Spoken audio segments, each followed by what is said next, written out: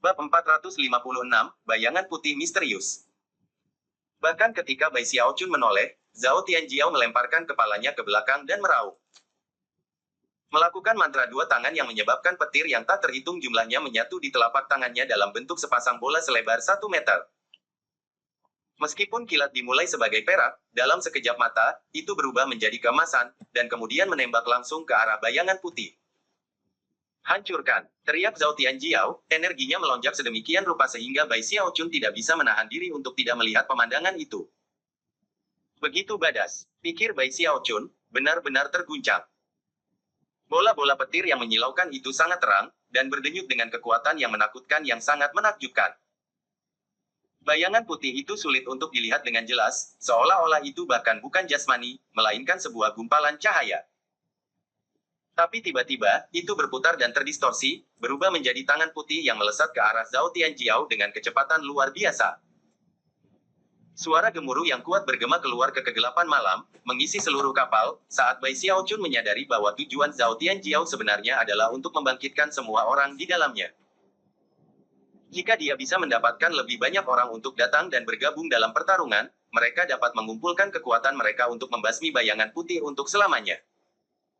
Namun, Zhao Tianjiao telah meremehkan kekuatan bayangan putih.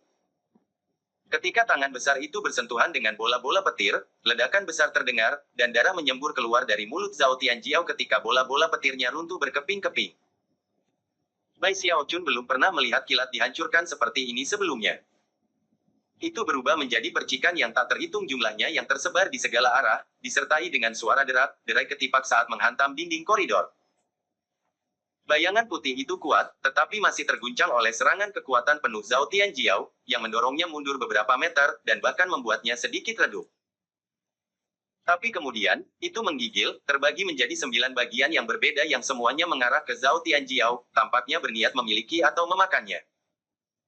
Bersamaan dengan itu, dingin yang dingin menyebar dari bayangan yang tampaknya mampu membekukan jiwa.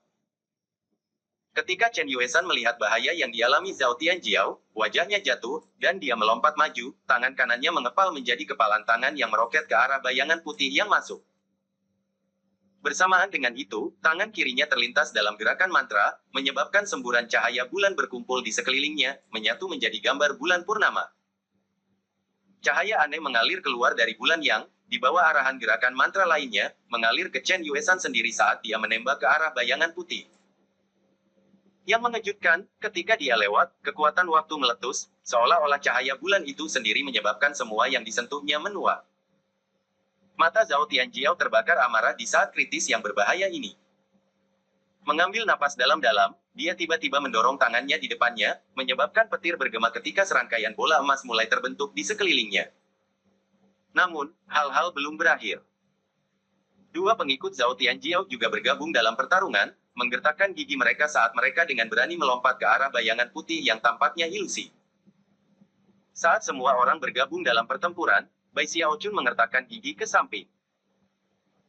Dia tahu bahwa, mengingat semua orang bekerja bersama, jika dia tidak bergabung, dia tidak akan pernah memiliki wajah untuk muncul di depan Zhao Tianjiao dan yang lainnya di kemudian hari. Menderu, dia muncul dari jubah tembus pandangnya dan menyerbu menuju bayang-bayang putih. Dalam kecemasannya, Bai Xiaochun tidak bisa membantu tetapi bertanya-tanya mengapa tidak ada orang lain yang muncul untuk membantu. Namun, kebenarannya adalah bahwa sejak saat bayangan putih muncul sampai sekarang, hanya sekitar 10 napas waktu telah berlalu. Bahkan ketika semua orang bergabung, 9 bayangan putih terpisah yang baru saja bergerak berubah arah. 2 dari mereka menembak ke arah pengikut Zhao Tianjiao, 2 menuju Chen Yuesan, 2 menuju Bai Xiaochun, dan 3 lainnya melanjutkan menuju Zhao Tianjiao. Lebih banyak suara gemuruh bergema. Bayangan putih menghantam 2 pengikut, menyebabkan darah menyembur keluar dari mulut mereka ketika mereka terhuyung mundur, gemetar. Bukan saja bibir mereka berubah ungu, tetapi rambut di seluruh tubuh mereka memutih. Namun, apa yang paling mengejutkan dari semua untuk Bai Xiaochun adalah bahwa mata mereka menjadi kosong, seolah-olah jiwa mereka berkedip-kedip diambang dipadamkan. Chen Yuesan juga memperhatikan itu, dan berteriak dengan marah. Pada saat yang sama, Moon Time Disk-nya menabrak 2 bayang-bayang putih, menyebabkan booming berdering, dan meninggalkan Chen Yuesan bergidik di tempat. Celah bahkan menyebar di lantai di bawah kakinya. Pada saat yang sama, banyak paku es yang dingin muncul di sekelilingnya, menghalangi jalannya dan membuatnya tidak mungkin untuk bergerak. Darah mengalir keluar dari sudut mulutnya saat dia berteriak, "Hati-hati, tetua Brother Zhao. Ini serangan jiwa." Bersamaan dengan itu, ia melakukan banyak gerakan mantra dan menekan jarinya pada berbagai titik akupuntur untuk mencegah luka-lukanya memburuk. Adapun Bai Xiaochun, dia mendekat pada dua bayangan putih, melakukan gerakan mantra dengan tangan kanannya untuk melepaskan mantra Frigid Skull Will Evolving. Seketika, kekuatan master yang dingin menyebar ke segala arah, dia bertarung dingin dengan dingin. Saat suara gemuruh menyebar, Bai Xiaochun bergetar tampak, dia saat ini dalam tahap akhir Gold Core, membuat ki dinginnya sangat mengejutkan. Pada titik ini, ia bahkan dapat menyebabkan es menumpuk di atas air sungai Heavenspan. Namun, dinginnya es yang digunakan oleh bayang-bayang putih berbeda dari miliknya sendiri, dan juga berbeda dari tipe yang dia ingat menggunakan patung Gong Sun Wan. Ini adalah jenis kedinginan yang dapat menyebabkan jiwa jatuh tertidur lelap. Itu benar-benar serangan jiwa. Wajah Bai Xiaochun jatuh saat dia merasakan ki dingin menuangkan ke dalam dirinya dan bergegas menuju kepalanya. Pada saat krisis itu, dia mengeluarkan raungan yang kuat. Secara bersamaan menggambar pada teknik hidup selamanya yang abadi saat dia mengangkat kaki kirinya ke atas dan kemudian membantingnya ke tanah. Apa yang dia keluarkan bukanlah kekuatan tubuh kedagingan yang luar biasa, melainkan heks kematian. Selain itu, ia tidak menggunakan heks kematian pada lawannya, melainkan dirinya sendiri. Suara retakan bergema saat keretakan menyebar di permukaan kulitnya, tampaknya datang dari bagian dalam tubuhnya keluar. Dalam sekejap mata, mereka telah benar-benar menutupinya, dan juga mencegah ki dingin dari menyerang jiwanya. Semuanya terjadi begitu cepat sehingga Bai Xiaochun benar-benar tidak punya waktu untuk bereaksi, semua yang dia lakukan berasal dari insting saja, bahkan penggunaan heks abadi. Naluri pertempuran adalah sesuatu yang Bai Xiaochun pelajari tentang kembali di pegunungan Luoshen. Mungkin karena terornya mengenai kematian, atau obsesinya yang kuat untuk dapat hidup selamanya, tetapi bagaimanapun juga, pada saat-saat krisis seperti ini, nalurinya lebih tepat daripada sebelumnya.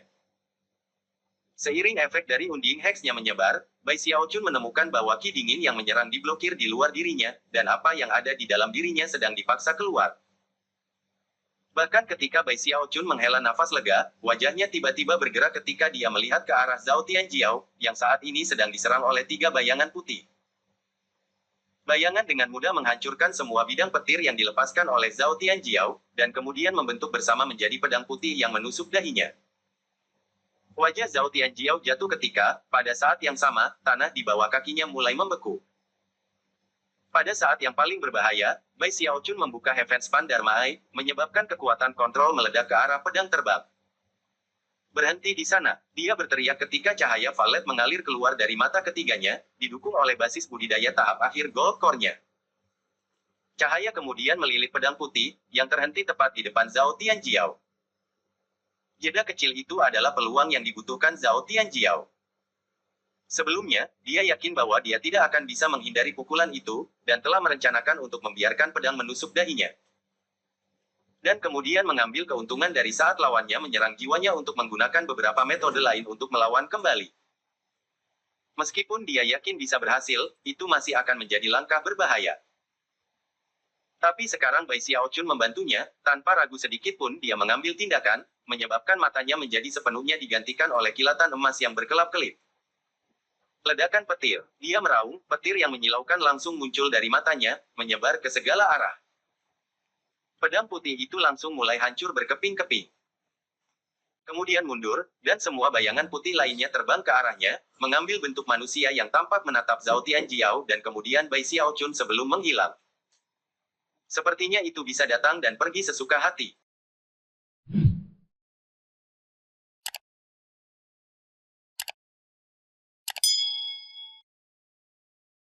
Bab 457, Kakak Zhao, kamu terluka. Setelah bayangan putih menghilang, dua pengikut Zhao Tianjiao batuk lebih banyak darah. Namun, karena sumber ki dingin itu hilang, mereka akhirnya bisa menekannya, meninggalkan mereka yang berwajah pucat seperti kematian dan melihat sekeliling dengan ketakutan yang masih ada. Keduanya merasa diliputi kesedihan karena betapa sialnya mereka. Pertama, mereka diserang oleh Chen Yuesan, hanya untuk dikejutkan oleh makhluk roh yang sebenarnya, di mana mereka hampir kehilangan nyawa mereka.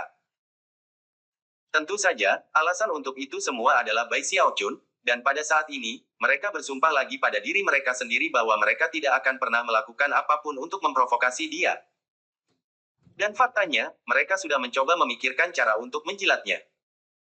Lagi pula, jika mereka terhanyut dalam badai otak tiba-tiba Bai Xiaochun, mereka mungkin akan terbunuh sebelum mereka bahkan sampai ke Wildlands.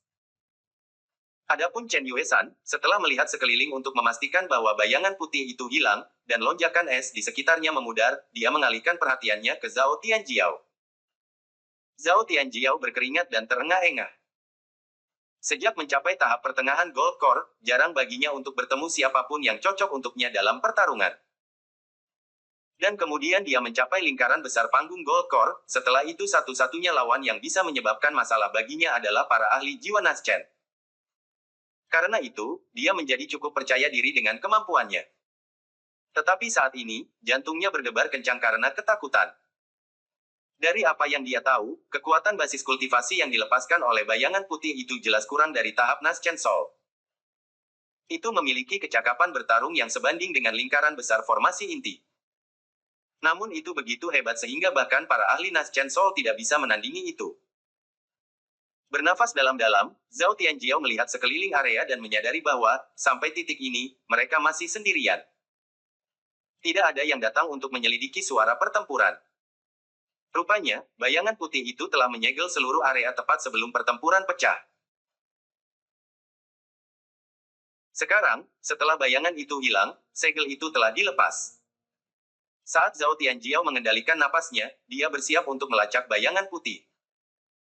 Adapun Chen Yuesan, dia pindah untuk mengikuti. Dari samping, Bai Xiaochun menyeka keringat dari alisnya dan merenungkan bagaimana dia bersedia bekerja keras untuk Zhao Tianjiao. Ketika tiba-tiba dia menyadari bahwa Zhao Tianjiao sepertinya ingin mengejar bayangan. Bai Xiaochun segera berdeham dengan keras. Ketika Zhao Tianjiao tidak memperhatikan, kemarahan Bai Xiaochun melonjak, dan dia berdeham semakin keras. Untungnya, Zhao Tianjiao belum mencapai titik yang sepenuhnya di luar harapan. Setelah mendengar Bai Xiaochun berdeham, dia berhenti di tempat, tiba-tiba teringat bahwa tujuan misi malam ini bukanlah entitas roh, melainkan untuk memastikan bahwa Chen Yuesan merasakan rasa aman. Tiba-tiba, hatinya membengkak dengan rasa terima kasih atas semua bantuan yang diberikan Bai Xiaochun padanya. Meliriknya, dia tidak bisa membantu tetapi berpikir bahwa Bai Xiaochun benar-benar teman sejati. Menempatkan ekspresi muram di wajahnya, dia meninggalkan pikiran untuk mengejar bayangan putih, dan bukannya mengulurkan lengannya untuk mencegah Chen Yuesan melanjutkan lebih jauh. Suster Junior Yuesan, katanya dengan tenang, tidak perlu mengejarnya. Karena entitas roh memutuskan untuk melarikan diri, aku ragu itu bisa dilacak dalam waktu dekat. Jika kita lari ke malam, itu bisa dengan mudah memotong kita satu per satu. Kalau saja ayah kembali, kata Chen Yuesan melalui gigi terkatup, ketakutan dan kemarahan terlihat di matanya. Maka roh terkutuk itu pasti akan hancur dalam tubuh dan jiwa. Berdasarkan apa yang dia ketahui tentang kehebatan pertempurannya sendiri, jika dia sendirian sekarang, dia tidak akan cocok dengan bayangan putih. Tanpa Zhao Tianjiao di sana, dia mungkin akan bernasib sama seperti Ji Fang. Pikiran tentang kematian mengerikan Ji Fang membuat hati Chen Yuesan berdebar ketakutan. Terima kasih banyak, kakak Zhao, katanya lembut. Jantung Zhao Tianjiao melonjak karena kegembiraan, tetapi dia tidak membiarkannya muncul di wajahnya. Beralih ke Chen Yuesan, dia berbicara dengan suara yang dalam bahwa Bai Xiaochun telah menginstruksikan dia untuk memastikan itu digabungkan dengan tampilan yang benar-benar tulus. Saudari Junior Yuesan, selama aku ada di sini, aku tidak akan membiarkanmu terluka dengan cara apapun. Jelas, Zhao Tianjiao bersedia untuk berani tombak dan pedang yang tak terhitung jumlahnya, bahkan lautan api demi Chen Yuesan. Dia akan menghadapi bahaya yang tak terhitung jumlahnya, dan pergi melalui neraka dan air yang tinggi tanpa satu kerutan pun. Dia akan mati untuknya tanpa penyesalan.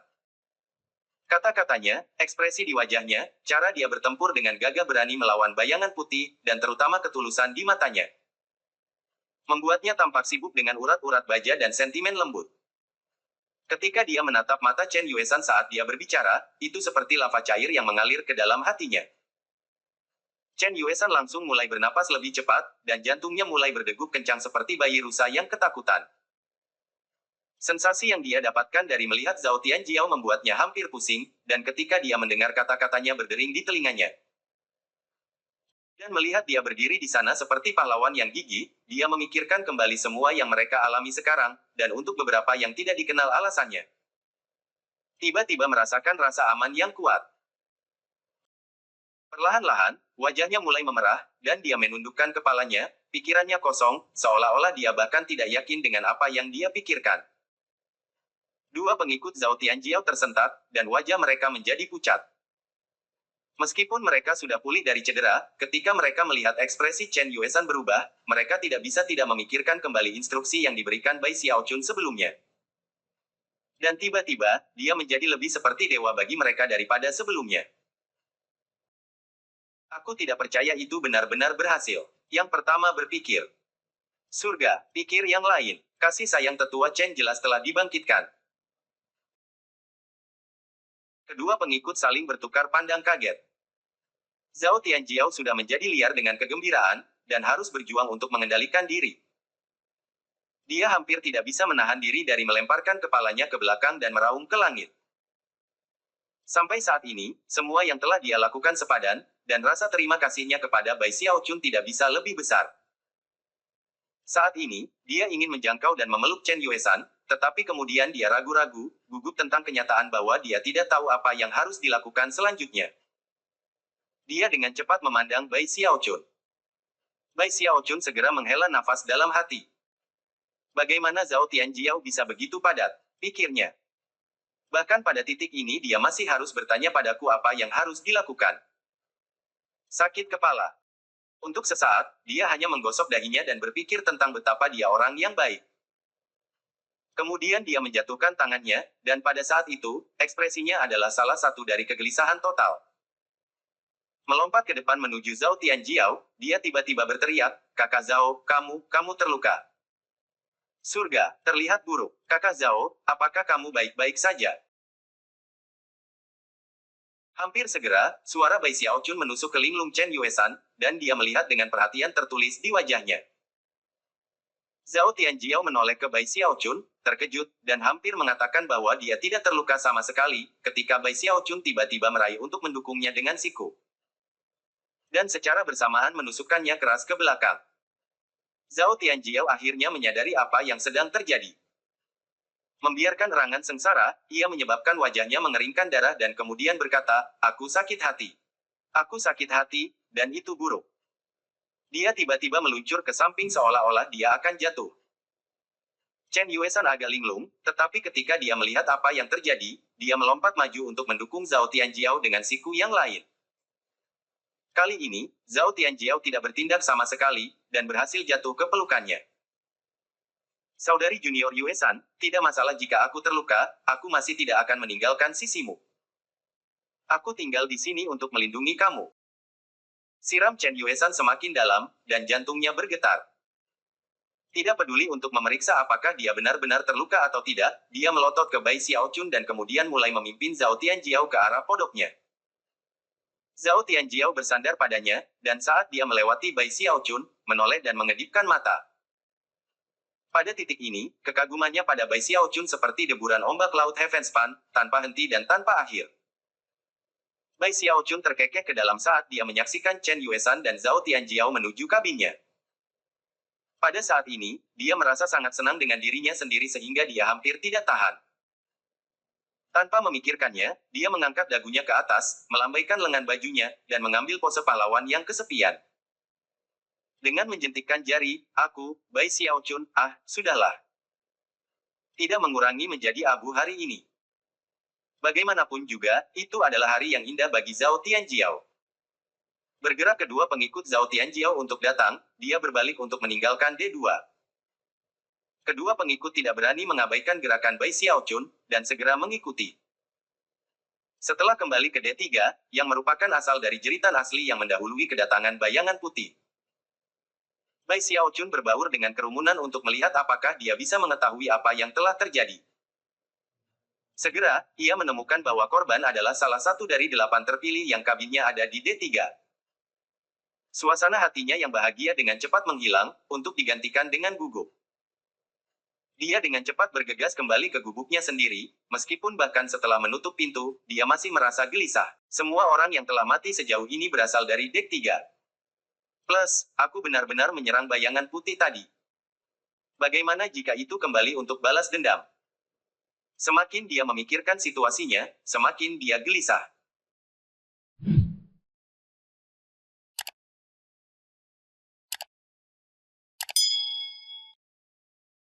Bab 458, aku tidak bisa membawanya lagi, Xiao Chun. Bai Xiao Chun merasa gelisah sampai larut malam, sampai akhirnya dia memanggil guru Dewa Diviner, Song Ke, dan bahkan Chen Manyao untuk mengobrol sedikit. Akhirnya, Chen Manyao dan Song Ke menutup mata mereka untuk bermeditasi, hanya menyisakan Dewa-Dewa Diviner dan Bai Xiao Chun yang terjaga untuk saling memberikan nasihat kultivasi. Setiap kali Bai Xiao Chun mulai membual tentang sesuatu, Tuan Dewa Diviner akan merespons dengan sangat antusias, yang membuat Bai Xiao Chun merasa luar biasa. Akhirnya, dia bahkan mulai menjelaskan beberapa tips dan trik yang dia pelajari dari peniru Night Creep. Sebelumnya, Bai Xiao Chun berasumsi bahwa kematian kultivator malam sebelumnya akan menyebabkan situasi lain seperti sebelumnya, di mana periode waktu yang lama berlalu sebelum tragedi melanda lagi.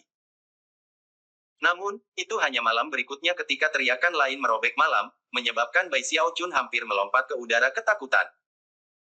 Apa itu tadi? Teriaknya. Master God Diviner, Song Ke dan Chen Manyao semua khawatir, tetapi tetap pergi untuk mencari tahu apa yang terjadi. Segera, mereka mengetahui bahwa salah satu dari lebih dari 50 yang dipilih ditugaskan untuk D4 telah kehabisan darah pada malam hari. Ketakutan Bai Xiao Chun terus meningkat. Hal-hal belum berakhir. Selama beberapa hari berikutnya, kematian terus terjadi di D4, dan dengan frekuensi yang lebih besar. Setelah setengah bulan berlalu, jeritan malam dan kematian membuat semua petani di atas sana bergetar ketakutan. Berdasarkan tampilan mayat setelah mereka ditemukan, semua orang sampai pada kesimpulan bahwa si pembunuh memiliki kecakapan pertempuran yang luar biasa bahwa pembudidaya formasi inti tidak berdaya melawan. Teror mencengkeram hati semua orang di atas kapal.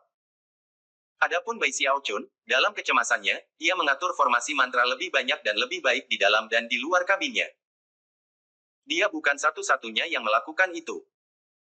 Tak seorang pun di D4 yang berani tidur sendirian lagi, dan meringkuk bersama dalam kelompok yang terdiri dari 3 hingga 5 orang.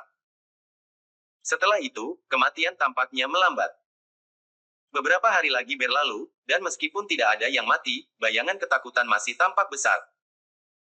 Dan Bai Xiao Chun terus takut bahwa bayangan putih yang ia lawan akan kembali untuk membalas dendam. Menimbang bahwa tampaknya ada keamanan dalam jumlah, dia akhirnya meminta bantuan dari Gong Sun Waner. Dia mengatakan kepadanya bahwa jika dia datang ke kamarnya, semua orang dari sekte penangkal sungai akan berada di satu tempat, siap untuk berani bersama krisis. Setelah menerima undangannya, ekspresi aneh muncul di wajah Gong Sun Wan. Meliputi senyum dengan tangannya, dia mengikutinya kembali ke kamarnya untuk bergabung dengan grup. Ketika semua orang berkumpul, Bai Xiao Chun merasa sedikit lebih baik.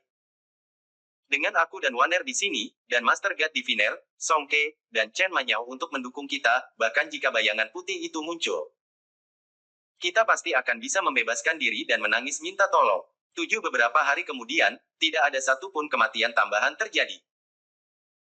Bai Xiao Chun akhirnya mulai bersantai, dan sekali lagi mulai memikirkan kembali segala sesuatu yang terjadi dengan Zhao Tianjiao.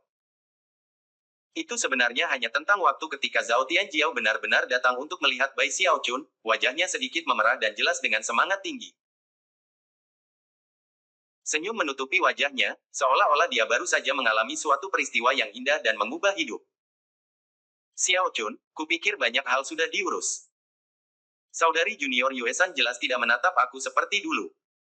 Hahaha, setelah melihat sekeliling ruangan, Zhao Tianjiao menyadari bahwa ada tambahan baru untuk kelompok itu, yaitu Gong Sun Waner. Dia tidak pernah memperhatikan Gong Sun Waner sebelumnya, tetapi memberinya anggukan saat dia berjalan dan duduk bersila di depan Bai Xiao Chun. Oke, Xiao Chun, dia melanjutkan dengan penuh semangat, apa yang kita lakukan sekarang? Apa langkah selanjutnya? Apakah aku harus mengungkapkan perasaan aku yang sebenarnya kepada suster junior Yuesan? Zhao Tianjiao tidak pernah merasa lebih diberkati daripada yang dia miliki selama beberapa hari terakhir. Dia telah mengunjungi Chen Yuesan setiap hari di pondoknya, di mana mereka berdua duduk dan menghabiskan sepanjang hari mengobrol.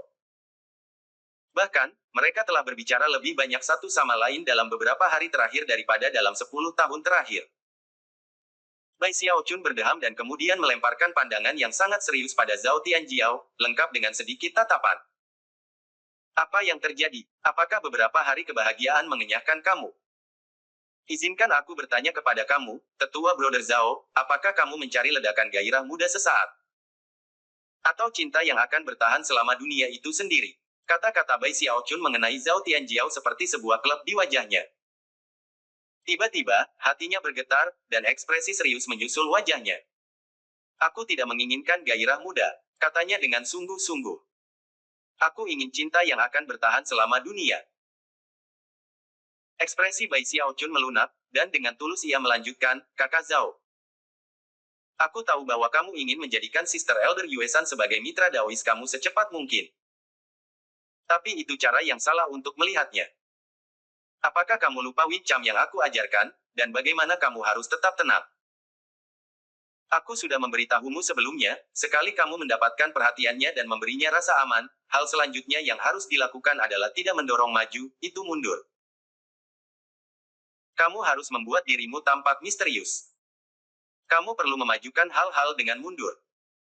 Buatlah tetua Sister Yuesan tidak mampu menahan keinginan untuk mendekati kamu. Biarkan dia tergantung, dan buat dia mengambil inisiatif untuk menjangkau kamu. Kamu harus ingat poin ini. Jaga jarak kamu, dan jangan terlalu bersemangat. Terima dia sedikit demi sedikit, itu saja. Hanya dengan begitu, setelah waktu yang cukup berlalu, kamu dapat memberinya hadiah yang diperoleh dengan susah payah. Bai Xiaochun menjelaskan berbagai hal dengan cermat, tetapi tidak dapat mencegah kata-katanya mengungkapkan betapa kecewanya dia bahwa Zhao Tianjiao belum mempelajari pelajarannya. Adapun Zhao Tianjiao, dia sepenuhnya dibujuk, dan setelah Bai Xiaochun selesai berbicara, dia mengertakkan gigi dan berkata, baiklah, aku akan melakukan apapun yang kamu katakan. Dipenuhi dengan tekad, dia bangkit dan pergi. Selama beberapa hari berikutnya, Zhao Tianjiao melakukan persis seperti yang diminta Bai Xiaochun. Dia mulai mundur sedikit dari Chen Yuesan, bahkan menghilang berhari-hari. Ketika dia muncul, dia bertindak sedikit dengan dingin. Kadang-kadang, ketika Bai Xiaochun mengarahkannya, dia akan kembali untuk memberikan perhatiannya yang antusias. Terkadang dia jauh, terkadang dia dekat dengannya. Awalnya Chen Yuesan bingung dengan hal ini, tetapi segera, dia mulai marah. Akhirnya, kebingungan dan amarahnya menyatu, dan dia sampai pada kesimpulan bahwa ada sesuatu yang salah. Setelah itu, dia memutuskan bahwa dia harus mencari tahu apa yang sebenarnya terjadi, dan mengapa Zhao Tianjiao tampak sangat berbeda dari yang dia ingat. Pada saat itu, dia mulai mencari dia dengan harapan mencari tahu persis mengapa mereka bolak-balik seolah-olah berkelahi. Proses berlangsung selama sekitar 1 bulan, selama waktu itu, kematian misterius di atas kapal dilanjutkan. Sekali lagi, mereka terjadi di D4, di mana beberapa petani telah berhenti bersatu dalam kelompok, dan pergi sendiri. Itu adalah para pembudidaya soliter yang akhirnya terbunuh. Begitu teriakan dan mayat-mayat kembali, ketakutan lagi-lagi muncul di hati semua orang di dalamnya. Ketika angka kematian meningkat, teror meningkat ke tingkat yang hampir tak tertahankan. Apapun jenis investigasi yang dilakukan, tidak ada yang bisa menemukan petunjuk apapun. Selain itu, kecurigaan semakin meningkat, dan hanya sedikit orang yang saling percaya. Plus, itu segera mencapai titik di mana 2 atau 3 orang meninggal pada suatu waktu.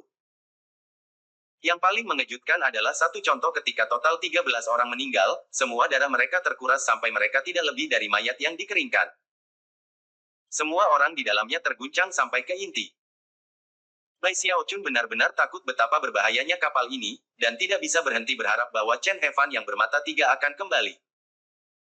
Jika ini terus berlanjut, tidak akan ada orang yang tersisa untuk mencapai Willlands. Mengernyit di ambang air mata, dia bahkan memanggil Zhao Tianjiao dan 2 pengikutnya yang akrab ke kamarnya. Berharap mendapat keamanan dalam jumlah.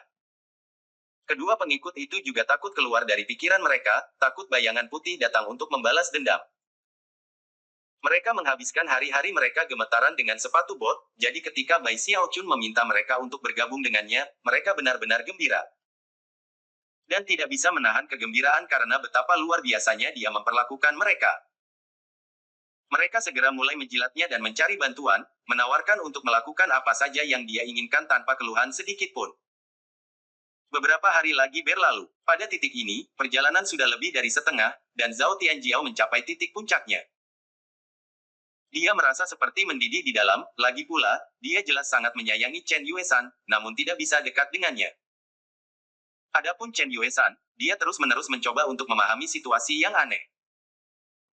Zhao Tianjiao sangat ingin menyuarakan perasaannya yang sebenarnya, tetapi setiap kali dia mengingatkan dirinya tentang rencana Bai Xiaochun, dia menelan kata-katanya. Meski begitu, dia akhirnya tidak tahan lagi. Suatu malam, ia kembali ke kabin Bai Xiaochun untuk menemukan pengikutnya sendiri di samping Bai Xiaochun yang sedang berbaring, memijat bahu dan kakinya. Salah satu dari mereka bahkan diam-diam bertanya kepada Bai Xiaochun apakah pijatan itu nyaman. Zhao Tianjiao tampak kuyu dan kurus ketika dia menatap Bai Xiaochun dan berkata, "Xiaochun, aku tidak tahan lagi. Aku tidak bisa menghitung berapa kali aku ingin mengungkapkan perasaan aku yang sebenarnya. Jika keadaan terus seperti ini, aku tidak melihat bagaimana aku bisa bersama Suster Junior Yuesan selama dunia ada."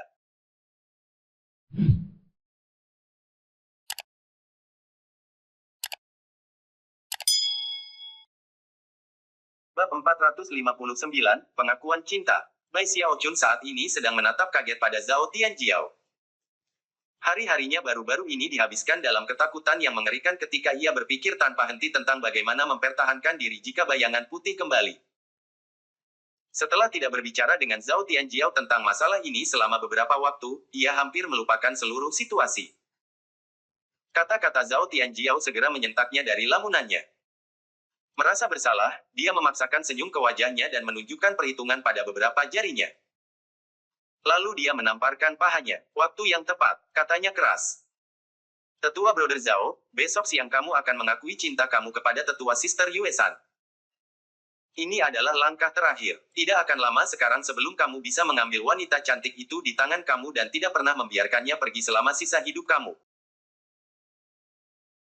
Zhao Tianjiao tampak langsung bersemangat, dan mulai mondar-mandir di ruangan itu, ekspresinya menunjukkan kegembiraan dan kecemasan. Tangan mengepal, dia sepertinya benar-benar sibuk memikirkan apa yang akan terjadi. Pada satu titik, dia tiba-tiba berhenti di tempatnya. "Apa yang terjadi jika dia menolakku?" dia bertanya dengan gugup. "Lalu bagaimana?" Bai Xiaochun menghela nafas. "Mengingat pengalaman puluhan tahun Sein Xiaochun mendominasi bidang cinta, aku dapat memberitahu kamu alasan utama mengapa deklarasi cinta cenderung gagal. Mereka terlalu terburu-buru. Tapi kamu berbeda," lanjutnya, menunjuk dengan anggun. "Kamu telah menghabiskan banyak waktu dengan tetua Sister Yuesan, dan karena itu, yang paling perlu kamu khawatirkan adalah kata-kata kamu. Jangan takut, aku, Bai Xiaochun, sangat mahir dalam hal-hal seperti itu, dan pasti dapat membantu kamu." Zhao Tianjiao benar-benar yakin akan keterampilan Bai Xiaochun, dan karena itu, akan melakukan apapun yang dikatakannya. Sejauh yang dia ketahui, dengan Bai Xiaochun di sana untuk membantunya, setiap kesulitan yang dia hadapi akan diatasi semudah pisau tajam dapat memotong bambu. "Aku akan membantu kamu membuat rencana yang komprehensif," kata Bai Xiaochun dengan senyum tenang yang membuatnya terlihat lebih misterius dari sebelumnya. Kemudian, dia dan Zhao Tianjiao menghabiskan sepanjang malam mendiskusikan masalah ini. Di pagi hari, Zhao Tianjiao pergi, dengan semangat tinggi dan penuh percaya diri. Siang hari datang, dan itu adalah hari yang indah. Angin sepoi-sepoi bertiup melintasi laut yang tenang yang hanya memiliki sedikit ombak. Dari kejauhan, laut hampir tampak seperti cermin emas besar. Di kejauhan ada beberapa burung laut unik yang hidup di Laut Heavenspan, terbang dan sesekali mengeluarkan tangisan. Zhao Tianjiao berdiri di haluan kapal, mengenakan jubah cian panjang dan terlihat sangat tampan. Matanya bersinar dengan cahaya yang dalam, dan dari kejauhan, dia tampak sama mengesankannya seperti gunung. Punggungnya lurus, dan dia tampak penuh dengan energi yang kuat yang akan menyebabkan dia langsung menonjol di mata siapapun yang datang untuk melihatnya. Dia melihat ke kejauhan, tangannya terlipat di punggungnya, dagunya terangkat, rambutnya berkibar tertiup angin. Dia tampak sama menariknya dengan patung yang diukir sempurna, tampak ilahi dan perkasa dengan cara dunia lain. Tentu saja, tidak ada yang mungkin tahu bahwa suara Bai Xiaochun benar-benar berbicara di telinganya. Tidak, tidak, tidak. Letakkan tangan kiri di pinggul. Iya nih, iya nih. Angkat dagu kamu saat kamu melihat ke kejauhan. Tetap menatap yang sama di matamu. Jangan mengubahnya. Gerakan kaki kiri kamu setengah langkah ke depan. Maham. Iya, itu terlihat bagus. Tunggu, kamu terlihat terlalu muram. Ini adalah pengakuan cinta, bukan interogasi. Melunakkan sedikit. Bai Xiaochun terselip di sudut terdekat di mana ia bisa melihat Zhao Tianjiao, dan mengirimkan instruksi melalui akal ilahi. Apapun instruksi yang dia berikan, Zhao Tianjiao segera mengikuti. Dia gugup tentang apa yang akan terjadi, tetapi memiliki keyakinan penuh pada Bai Xiaochun, jadi dia hanya menguatkan dirinya dan menunggu saat kebenaran. Oke, itu sempurna. Jangan bergerak. Waktu kamu setuju untuk bertemu dengan tetua Sister Yuesan sudah hampir tiba. Bai Xiaochun juga bersemangat. Semua rencananya yang cermat dengan Zhao Tianjiao baru-baru ini terungkap. Semua persiapan telah ditetapkan. Sudah waktunya untuk langkah terakhir.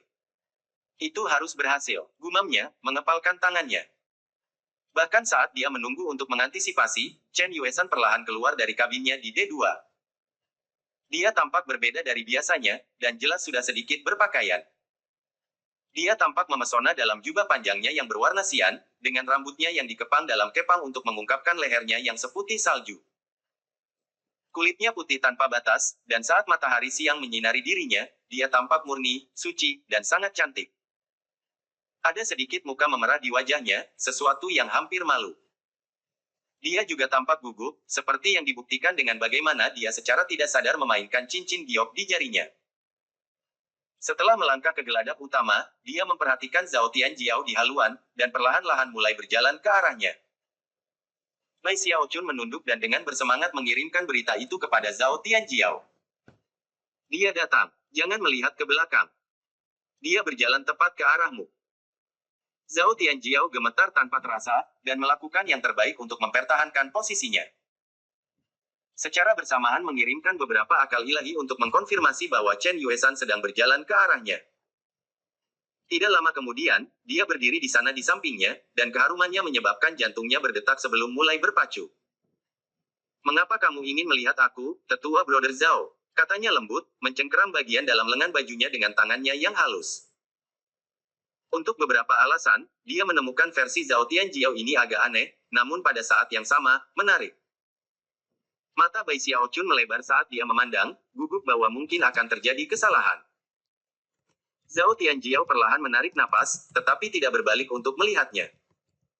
Sebaliknya, dia menjaga pandangannya tertuju pada laut di luar, dengan cepat meninjau kata-kata yang diminta Bai Xiaochun untuk diucapkannya. Tiba-tiba, dia menunjuk ke langit dan berkata, "Yuesan, lihat betapa murni dan biru langit itu.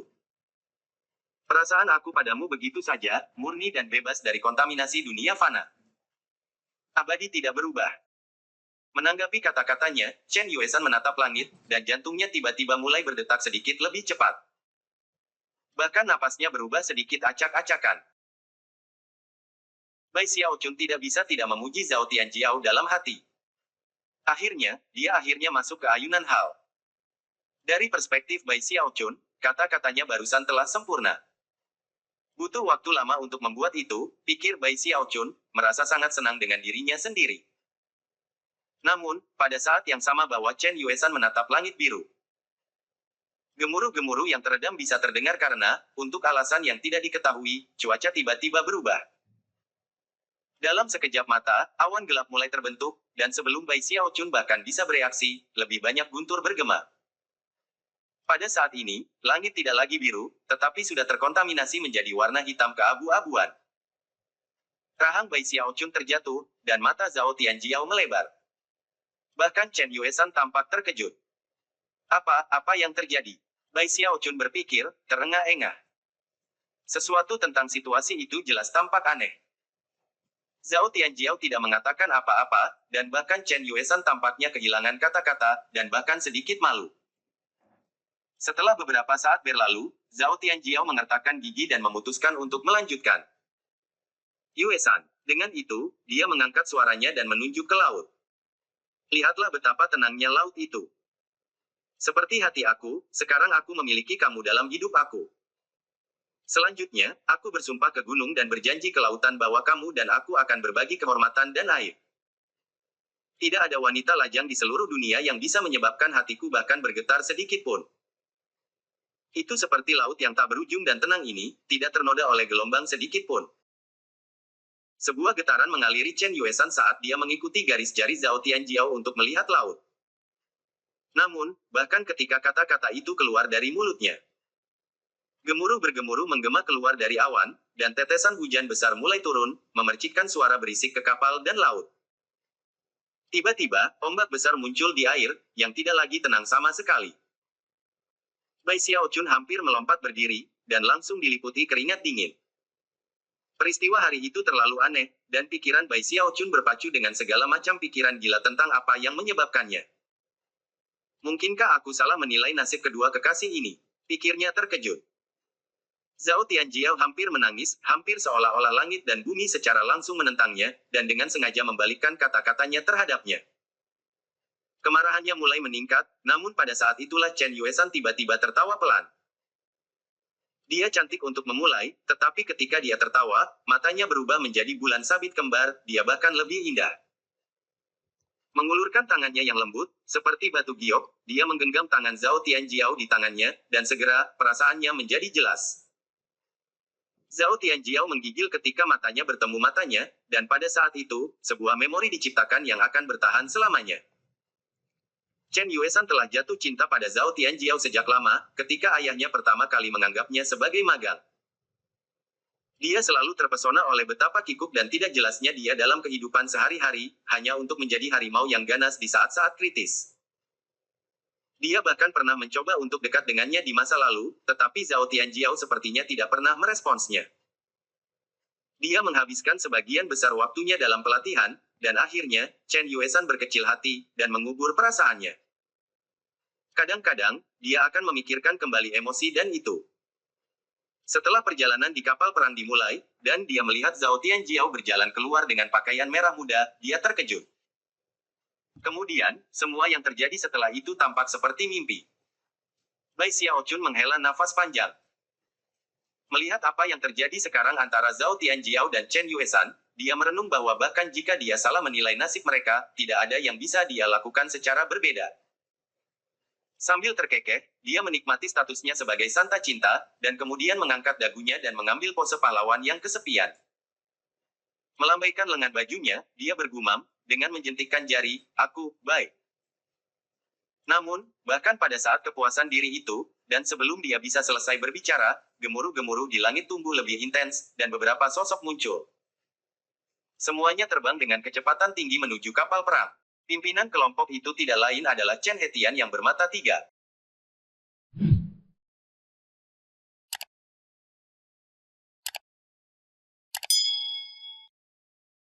Bab 460, yang dengan tulang belakang. Dewa itu kembali. Ayah, Tuan. Zhao Tianjiao dan Chen Yuesan segera mundur satu sama lain, seolah-olah mereka baru saja tertangkap basah melakukan kesalahan. Pada saat yang sama, perasaan malu dan cemas muncul pada mereka berdua.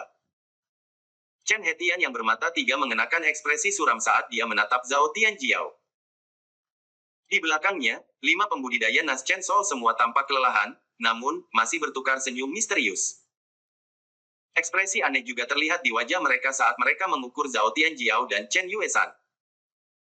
Karena tatapan Chen Hetian, dan ekspresi aneh di wajah para ahli jiwa Nas Chen, Zhao Tianjiao dan Chen Yuesan segera menyadari bahwa orang-orang tua ini telah mendengar seluruh pengakuan cinta dari beberapa saat yang lalu. Selanjutnya, fenomena aneh di langit dan laut hampir pasti ada hubungannya dengan Chen Hetian. Dari samping, Bai Xiaochun merasakan hawa dingin merambat di punggungnya. Tiba-tiba, dia dikejutkan oleh perasaan yang sangat buruk. Dia berpikir tentang mencoba menyelinap, tetapi memutuskan itu tidak pantas. Sebaliknya, dia melihat ke arah yang berbeda dan mencoba berpura-pura bahwa dia hanya seorang pejalan kaki yang sedang menikmati pemandangan. Dia bahkan mengeluarkan sebotol alkohol roh dan mulai menyesapnya perlahan. Zhao Tianjiao tenggelam dalam kegugupannya. Orang yang paling dia takuti dalam hidup adalah tuannya, dan saat ini, bukan saja dia cemas, dia juga malu. Namun, Chen Yuesan tidak. Setelah kejutan awal kedatangan ayahnya, dia mengulurkan tangan lagi untuk meraih tangan Zhao Tianjiao, lalu mendongak dengan ekspresi yang mengatakan dia tidak akan mundur 1 inci pun. Akhirnya tumbuh tulang belakang, Zhao Tianjiao, kata Chen Hetian. Memberi Zhao Tianjiao pandangan yang baik lagi, dia mendengus dingin dan menatap tempat persembunyian Bai Xiaochun. Tatapannya seperti pisau setajam pisau yang memotong sampai ke jantung Bai Xiaochun. Bai Xiaochun mendongak berpikir sejenak, lalu menyebabkan wajahnya memerah seolah-olah dari minum. Sambil sedikit terhuyung-huyung, dia berkata, barang bagus. Berayun bolak-balik, dia mundur ke belakang dan kemudian merunduk di sudut untuk menghindari tatapan Chen Hetian. Begitu tak terlihat, dia mulai bergegas menyusuri koridor. Chen Hetian mendengus lagi, tidak memperhatikan Bai Xiaochun, dia memimpin 5 pembudidaya Nas Chen Soul ke kabin di D1. Zhao Tianjiao dan Chen Yuesan bertukar pandang. Kemudian, Zhao Tianjiao memaksa dirinya untuk tenang. Mempertahankan dirinya, dia pergi untuk memberikan salam resmi kepada gurunya, serta penjelasan, dia tidak ingin tuannya memiliki perasaan buruk terhadap Chen Yuesan atau Bai Xiaochun. Bai Xiaochun berlari sepanjang jalan kembali ke gubuknya. Begitu masuk, ekspresi cemas bisa terlihat di wajahnya. Jika aku tahu ini akan terjadi, aku akan membuatnya mengakui cintanya kemarin. Suatu kebetulan yang aneh. Kenapa 3 mata tua harus kembali hari ini? Jika dia mengetahui bahwa aku yang membuat Zhao Tianjiao bersama putrinya, itu bisa menjadi bencana nyata bagi aku. Semakin dia memikirkan situasinya, semakin gugup dia. Namun, tidak ada yang bisa dia lakukan selain menghela nafas dan mencoba membuat rencana darurat. Setelah beberapa hari berlalu, Bai Xiaochun masih belum melihat Zhao Tianjiao. Namun, Chen Hetian tidak datang mencari untuk menyebabkan masalah, jadi kecemasan Bai Xiaochun mulai mereda. Namun, saat itulah Chen Hetian benar-benar mengeluarkan perintah di seluruh kapal. Semua murid harus tetap terkurung di kabin yang ditugaskan sampai mereka dipanggil ke D1 untuk ditanyai. Suara Chen Hetian terdengar sangat suram, bahkan marah. Tidak ada satu orang pun di kapal yang berani melanggar perintahnya, jadi Song Ke dan pelindung Dao lainnya semua kembali ke tempat tinggal yang ditugaskan kepada mereka. Segera, Chen Hetian dan para ahli Nas Chen Soul mulai melakukan putaran, memeriksa setiap kabin. Jelas, mereka telah diberitahu tentang banyak kematian yang terjadi ketika mereka pergi, dan sekarang sedang melakukan penyelidikan menyeluruh. Inspeksi itu sangat teliti. Selanjutnya, semua murid, terlepas dari peringkat mereka, dipertanyakan secara menyeluruh oleh Chen Hetian dan pembudidaya Nas Chen Soul. Segera, giliran Bai Xiaochun. Bai Xiaochun dengan gugup menuju ke D1, dan segera setelah dia di hadapan Chen Hetian bermata 3 dan para ahli top lainnya, dia menggenggam tangan sebagai salam. Murid Bai Xiaochun menawarkan salam, lanjut usia. Kamu Bai Xiaochun? Iya, kata Chen Hetian, matanya bersinar cerah. Bai Xiaochun mengangguk gugup, menjaga matanya tertuju pada pria tua bermata 3 itu. Chen Hetian menatapnya dengan cermat, lalu dengan dingin berkata, jadi, kamu yang memiliki tulang belakang. Kemudian dia menutup matanya dan membiarkan para penggarap Nas Chen Soul melanjutkan dengan menanyainya. Salah satu ahli Nas Chen Soul memiliki tatapan seperti kilat yang tampaknya mampu menembus semua ilusi. Bai Xiaochun menjawab semua pertanyaan mereka, dan segera diberhentikan. Ketika dia pergi, keringat membasahi dahinya, dia menghela nafas dan berpikir, apa artinya 3 mata tua ketika dia berkata bahwa aku yang memiliki tulang belakang? Apakah dia memuji aku, atau menghina aku? Aku jelas-jelas hanya berusaha memastikan muridnya dan putrinya bahagia selama sisa hidup mereka. Apa yang harus aku lakukan jika dia menyulitkan aku nanti? Bai Xiaochun tidak bisa membuat kepala atau ekor situasi, dan bahkan setelah berpikir banyak, dia dipaksa untuk menghela nafas dan menyerah dalam segala upaya untuk memikirkan hal-hal di luar. Butuh setengah bulan bagi semua murid di kapal perang untuk diinterogasi. Bahkan setelah penyelidikan, meskipun tidak ada jumlah analisis di pihak Chen Hetian dan pembudidaya Nas Chen Soul yang bisa mengarahkan mereka ke kesimpulan apapun tentang masalah ini. Mereka juga memeriksa mayat-mayat itu, tentu saja, tetapi satu-satunya hasil adalah ekspresi mereka menjadi sangat muram, dan mereka benar-benar bingung. Untungnya, setelah Chen Hetian kembali, tidak ada lagi kematian terjadi. Waktu berlalu, 2 bulan lagi berlalu, selama itu Bai Xiaochun tidak pernah melihat Zhao Tianjiao atau Chen Yuesan. Dia benar-benar tidak tahu apa yang terjadi dengan mereka. Barulah pada bulan ke-6 perjalanan, ketika daratan muncul di Cakrawala lagi, akhirnya dia melihat mereka. Setelah semua waktu yang telah berlalu, basis kultivasi Zhao Tianjiao tampaknya telah meningkat. Matanya berbinar ketika dia muncul di D utama, dan itu sama dengan Chen Yuesan, yang berjalan di sisinya. Bahkan, ada aura samar-samar terlihat pada mereka berdua yang tampaknya menunjukkan bahwa, dengan item yang diperlukan untuk membentuk jiwa baru lahir, keduanya bisa maju ke tahap budidaya berikutnya. Cukup banyak orang yang memperhatikan hal itu, dan segera merasa iri. Jelas, Chen Hetian telah kembali dengan keberuntungan untuk murid dan putrinya. Bai Xiaochun berada di tengah mopping bersama di geladak utama ketika dia melihat Zhao Tianjiao. Dia pada gilirannya melihat Bai Xiaochun, dan ekspresinya cerah. Bergegas, dia menariknya ke samping dan menyerahkan botol putih padanya. Kakak iparmu dan aku menyimpan ini untukmu. Itu sedikit darah naga perak, konsumsilah, dan basis kultivasi kamu akan maju sedikit. Mengingat bahwa Chen Hetian dan para ahli Nas Chen Sol telah mengejar naga perak, Bai Xiaochun segera bersemangat dan dengan cepat mengambil botol putih itu. Melihat bahwa Zhao Tianjiao masih percaya dan menyukainya, Bai Xiaochun merasa sangat lega.